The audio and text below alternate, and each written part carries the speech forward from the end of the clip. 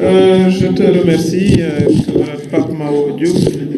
Je voudrais remercier la presse ici présente, tardivement.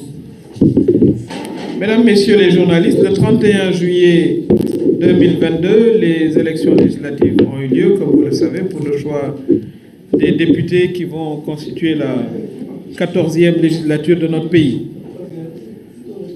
Et à l'issue de ce scrutin, la coalition Benno Bokk Yakaar voudrait d'abord saluer le bon déroulement des opérations électorales sur l'ensemble du territoire national, mais également au niveau de la diaspora.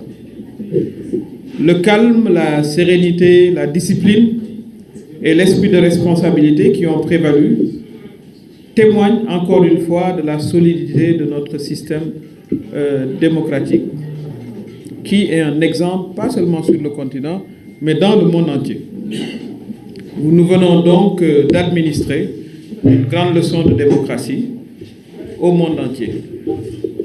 Toutefois, notre coalition s'étonne de la volonté affichée par une partie de l'opposition de tenter de jeter les discrédits sur ce système électoral éprouvé qui a toujours assuré une garantie de libre expression des citoyens avec un dispositif de contrôle, validation efficace des suffrages qui permet ainsi la proclamation sans contestation des résultats. Cela est important. Donc, pour rester à notre avis,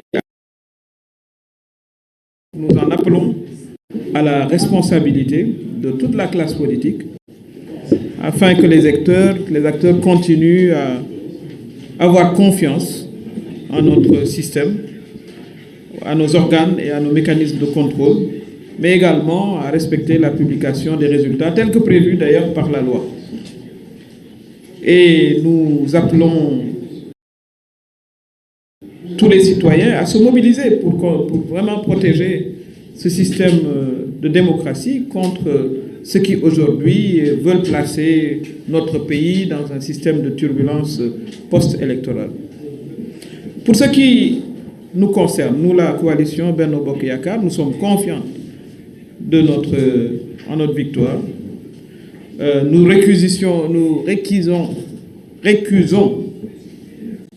récusons toute possibilité de cohabitation comme déclarée par une certaine opposition et nous rassurons nos militants que nous restons majoritaires à l'issue de ce scrutin, malgré, il faut le reconnaître, une avancée de l'opposition.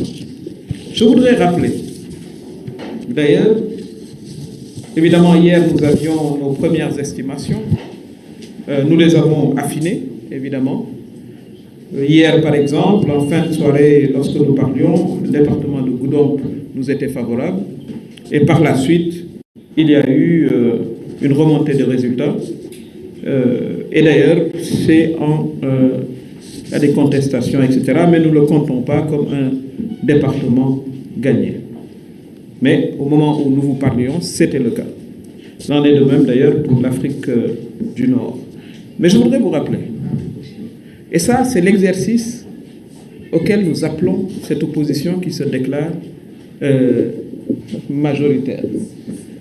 D'ailleurs, je voudrais dire à l'un d'eux qu'il devrait quand même réviser un peu sa compréhension du calcul électoral. On a entendu faire référence au fichier, en disant, puisque nous avons gagné dans des zones où le fichier est le plus important, la référence, ce sont les nombres d'inscrits qui ont voté. Ça n'a rien à voir avec la taille du fichier. Il ne faut pas s'étonner après qu'ils aient eu des difficultés, parce qu'il faut... Le code électoral, il est très précis. Il fait référence au nombre de votants.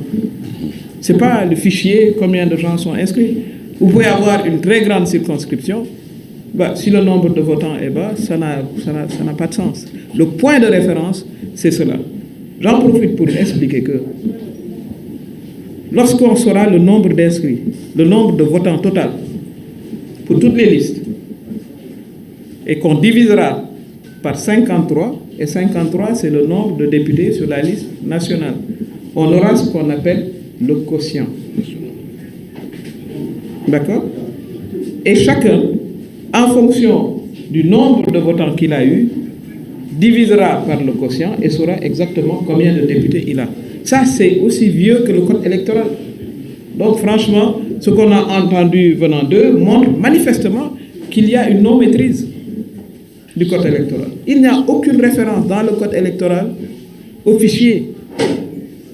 Le code électoral connaît du nombre d'inscrits et parmi le nombre d'inscrits, le nombre de votants. C'est ça la référence, encore une fois.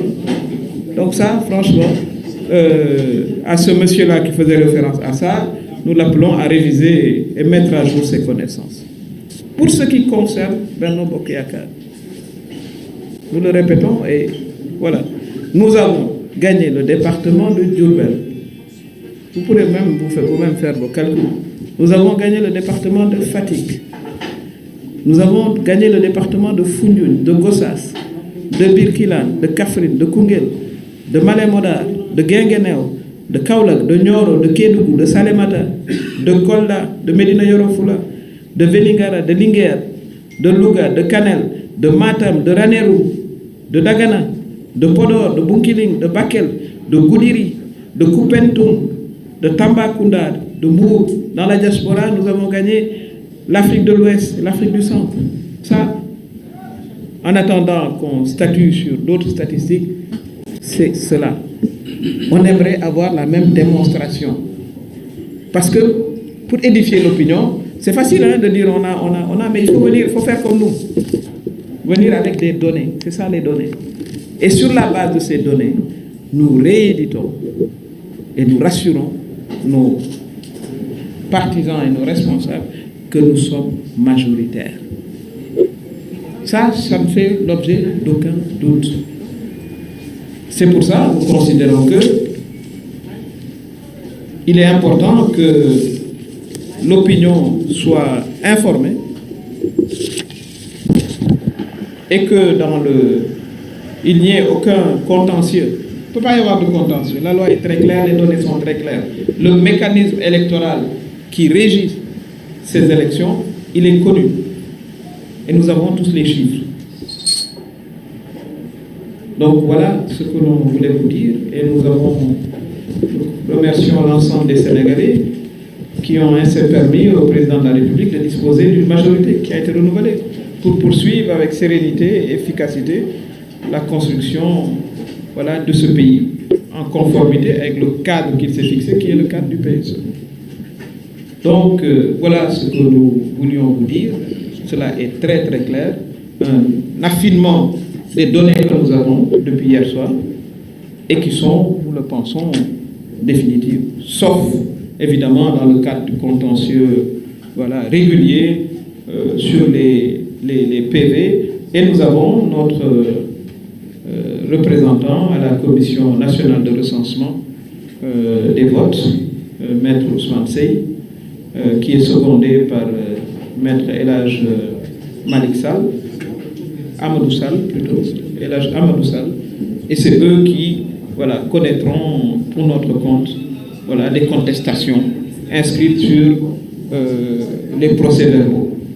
Voilà comment fonctionne le processus électoral.